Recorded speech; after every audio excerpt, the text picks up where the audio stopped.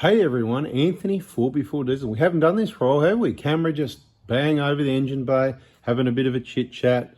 Just in case you're on Facebook, this is one of our Facebook groups. We've got a number of Facebook groups. Keep watching the video and you'll see those. All right. In that group, recently someone posted, Ace actually posted, and the reason I'm making this video is because the first thing he said in the video was, hey guys, first off, I'd like to thank Anthony for all his time making extremely informative and detailed videos for us all to learn from. And my pleasure. Okay, he's had a serious issue with, this is what it says. I had a serious issue with my '08 Hilux a couple of weeks ago. Long story short, cracked cylinder head. Wow. Due to overheating, replace head gasket, and it's working great again. Okay, firstly, 1KDs. Don't do head gaskets or heads or anything like that. So if that happens, there's going to be a massive reason for it that should be easily avoided because we just don't see that happen. Anyway, he says, have a couple of questions now that I've got a shiny new cylinder head, clean ports and clean intake manifold. I'd like to preface by saying I live in Barbados and we do not have any emission laws. I'd like to block my EGR valve completely and keep my intake system clean. I've seen all the vids on the 7mm hole, etc. And this is where it goes pear-shaped because there's lots of questions surrounding the EGR and the EGR system and the EGR cooler and all this sort of thing. And that's why we're looking at one of these engines. And I'm going to say you haven't seen all the videos because I've explained it really well. And once you've seen all the videos and you understand it, then there won't be any questions. But let's just continue on. I understand from Anthony's videos the ECU will detect low EGR flow and display a P0 for indicator. I can't find much information on how the ECU knows the EGR flow has been reduced. There's no sensor on the EGR system. My best guess is it uses the information from the MAF, TPS, and yeah, something along those lines, the MAF sensor and stuff like that. Yep. Here's my thought process. When it detects oxygen in the exhaust system, rich mixture, the EGR opens. It's more to do with the MAF anyway, but yeah. EGR valve opens, ECU, TPS. I'm sort of reading it, you can go onto the group and have a look if you want, read it yourself. TPS to close slightly to increase suction from the EGR. This is verified by the MAF by detecting lower mass O2 sensor. Forget about the O2 sensor. What's the O2 sensor? Where's the O2 sensor? Let's be clear. Anyway, confirms higher reading and the solve continues. Not sure if it's correct. Okay, so let's just get that one cleared up. As I've already explained in a number of videos in the EGR information playlist. Okay, so exhaust gas recirculation is obviously coming through the port in the head into the EGR cooler. What makes it flow? Quite simple. This EGR valve opens at the same time the butterfly on the throttle body there. It's not for air fuel ratio. That's on a petrol engine. This is a diesel. This is only there for smooth shutdown and to make the EGR system flow. So you restrict it with a butterfly and open up the EGR valve and it flows through, right? So that's exactly how it works. Move on to the next paragraph.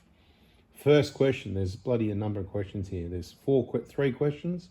Yeah, three. All right, so let's go number one. Here are my questions. Is there any way to stop the P041 from being displayed? Yes, don't fully block it, just put a 7mm plate, and if everything else is working standard, you won't have a problem.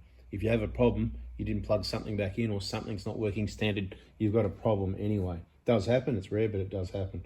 If I'm wrong about its operation, should I remove the EGR pipe?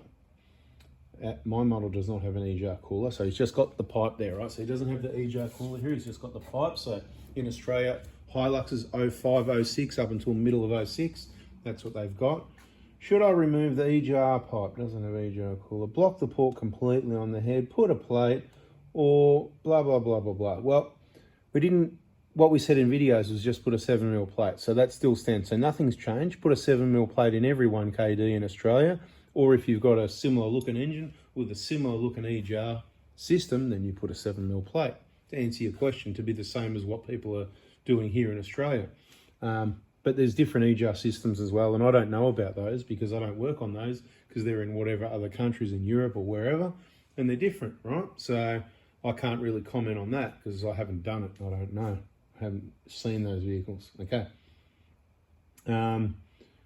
So if you fully block it, you might get away with it because it's a Euro 3, you might get away with it. So if you want to do all the work and block it and see, you can go ahead and do that. You might be okay for a while or thousands of Ks until you get to a big hill, and then it might throw the P0400. That's all it's going to be. I would just suggest a 7mm hole because it keeps everything clean. Happy days, right? Just keep it simple. Do what we know works. All right. So is that question one taken care of? Fresh air instead of SWAT? Yeah, well, it's definitely fresh air better instead of... If the ECU doesn't use the OT sensor, reading I assume would work, but if it's blah, blah, blah. All right, so I know people that have done it, and sometimes it works and sometimes it doesn't. So it's a hit and miss, which is why 7mm. Question 2. I know the EGR is also used to lower combustion... Oh, please. I know the EGR system is used to lower combustion temperatures, in turn reduce preignition of fuel knock. No. You don't know that because that's incorrect. People tell stories online and they've got their own explanations, and I don't know who wrote what book sometimes. I'll tell you what, the only reason the EGR is there is to cool combustion to reduce nitrogen oxides. That's all it's there for, okay? It's not there to reduce pre-ignition or fuel knock. No, it's not there. Sorry, it's not there for that. Incorrect. So whoever told you that, wherever you read that, that's why I say to people, listen to me and my videos, not this garbage you hear elsewhere. Unfortunately, plenty of garbage out there. All right, so in turn, reducing fuel knock. Has anyone done full EGR delete and noticed any issues with knocking? Heaps of people have done. Can we stop saying EGR delete? Because, okay, what an EGR delete is when you delete something. So if you do a DPF delete, right, down, you know, there where the DPF would be, down there on the, that's cutting it out and get rid of it. You've deleted it, right? Can people stop saying EGR delete, right?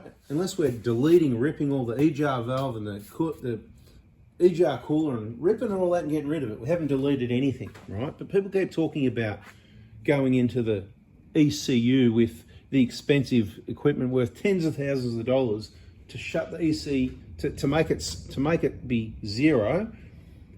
An EGR delete. That's not an EGR delete. That's setting the EGR to 0%. Okay, let's be clear here.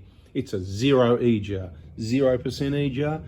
Telling the ECU to make the EGR zero. Okay, that's what that is. EGR delete. People are using it slangily. No, it's just confusing things. Okay. So, has anyone done a full EGR delete and noticed any issues knocking? I can answer the question for you.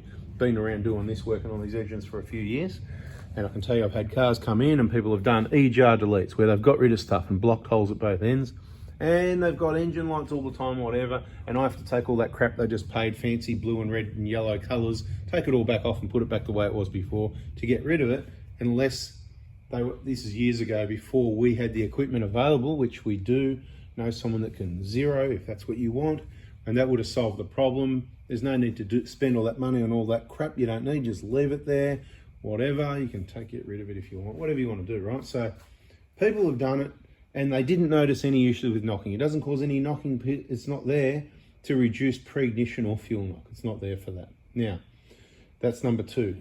Number 3, this is the one I love the most because it starts off and says, Anthony's going to hate this one, right? So I'm making the video for you, dude. Anthony's going to hate this one. If I block my EGR and don't notice any issue, should I install a catch can as well to keep the oil from entering my intake? Okay.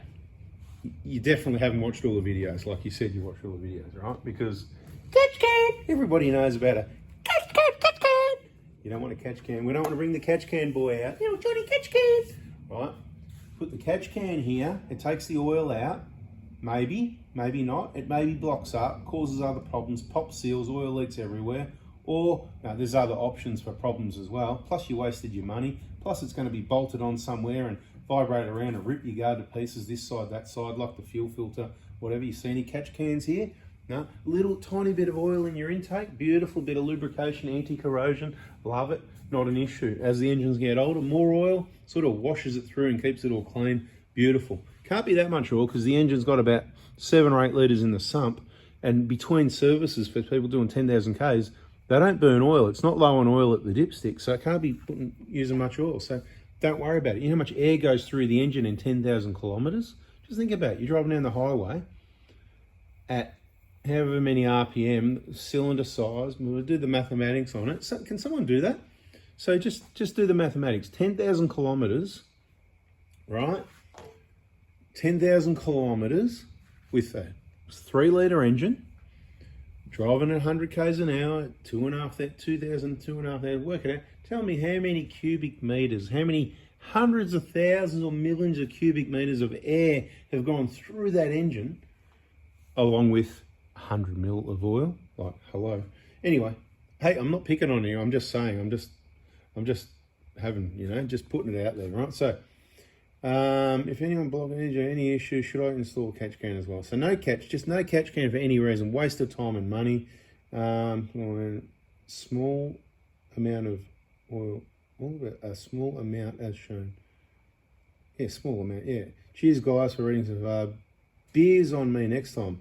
Okay, well, where's Barbados? Where's that? Let me know. I'm going to come for a visit, and I'm going to be really thirsty, okay? So, bada bing, bada boom.